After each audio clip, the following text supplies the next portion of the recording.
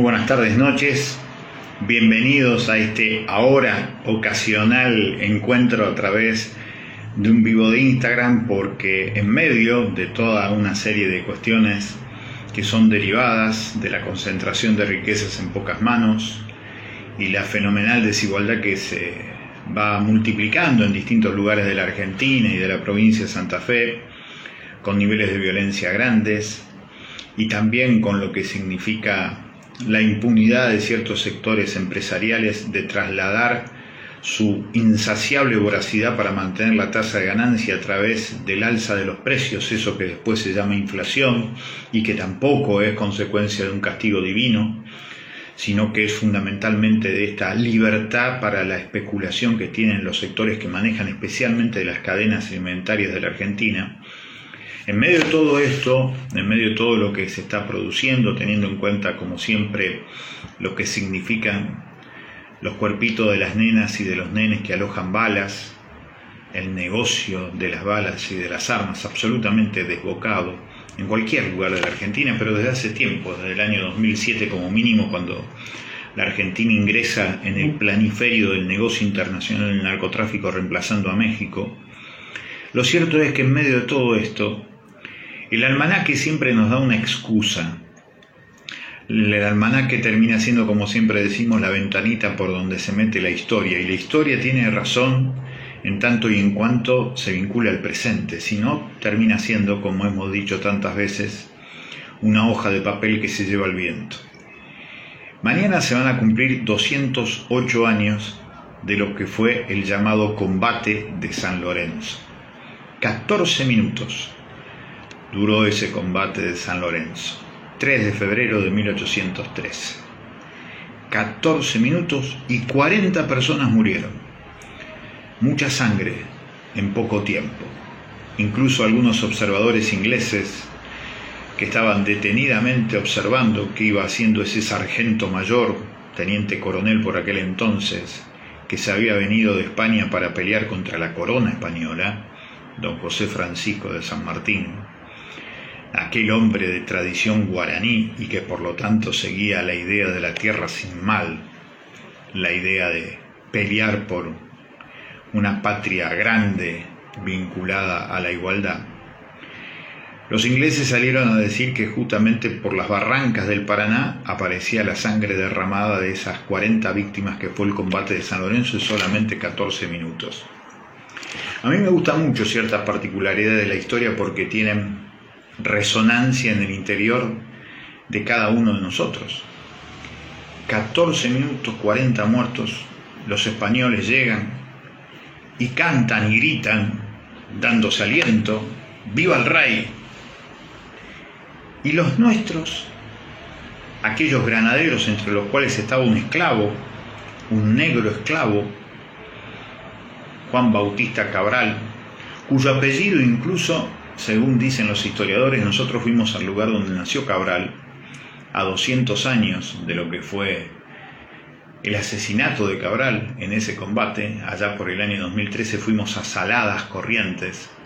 y allí nos encontramos con que el negro Cabral era eso, era un esclavo, y que el apellido posiblemente fuera el apellido del dueño de la estancia, que terminó violando a su propia madre. Lo cierto es que el negro Cabral era un esclavo que peleaba por algo distinto y que gritaban algo distinto a aquellos granaderos que peleaban contra los españoles, que venían al grito de ¡viva el rey! ¿Qué cantaban los nuestros? ¿Cuál era el cantito que los alentaba? Hay un libro maravilloso de Norberto Galasso que habla con muchísima profundidad de todo lo que pasó con San Martín, y dice que lo que alentaban los nuestros, entre ellos los negros esclavos como Juan Bautista Cabral, era ¡viva la revolución! Porque San Martín venía con la idea de la revolución, esa revolución que era también alentada por el cura que alentaba esa batalla, por el cura que bendijo las espadas de la revolución latinoamericana en marcha, con el primer ejército popular latinoamericano en marcha, que fue el ejército sanmartiniano, de los pueblos del sur, de la idea de la patria grande. Aquel cura, el cura Navarro, que era cura párroco de la villa del Rosario, había peleado junto a Artigas aquel que en octubre de 1811 había dicho el famoso grito de la tierra, por tierra y libertad, y que había generado el primer gran octubre de la historia de América Latina, cuando 4.000 familias hacen el éxodo del pueblo oriental, dejan de lado sus casas, el lugar donde amaron, sufrieron, soñaron, parieron sus hijos, y lo siguen a Artigas por la idea de la revolución. La revolución para Artigas era la misma para Belgrano y la misma para San Martín: repartir la tierra en partes iguales para aquel que lo quiera trabajar, tener una marina mercante propia para sacar los frutos de la tierra y venderlo al exterior sin depender del exterior y fundamentalmente de Inglaterra. En eso era la idea de la revolución. Por eso, los 14 minutos del combate de San Lorenzo, 208 años después, vienen bien para pensar cómo andan esos sueños colectivos inconclusos de aquellos que como Cabral sangraron por una idea, por una palabra que resume varias ideas, que es la palabra revolución. ¿Cómo andamos nosotros hoy, 208 años después, y nada más y nada menos que en la geografía tan importante de San Lorenzo, por donde sale el 80% de las exportaciones argentinas, que se van y cuya riqueza fundamentalmente queda en manos extranjeras? 208 años después del combate de San Lorenzo, viene bien pensar, en definitiva, cuál será nuestro rol protagónico para que en este presente la vida sea una celebración para nuestros seres queridos. ¿Qué tenemos que protagonizar para hacer realidad aquel sueño en donde en el trono de la vida cotidiana realmente esté la noble igualdad? Por eso, 208 años después del combate de San Lorenzo, pensando en aquel negro esclavo Juan Bautista Cabral, cuyos huesos fueron a un depositario como si fuera una especie de fosa común, casi como uno de nuestros desaparecidos,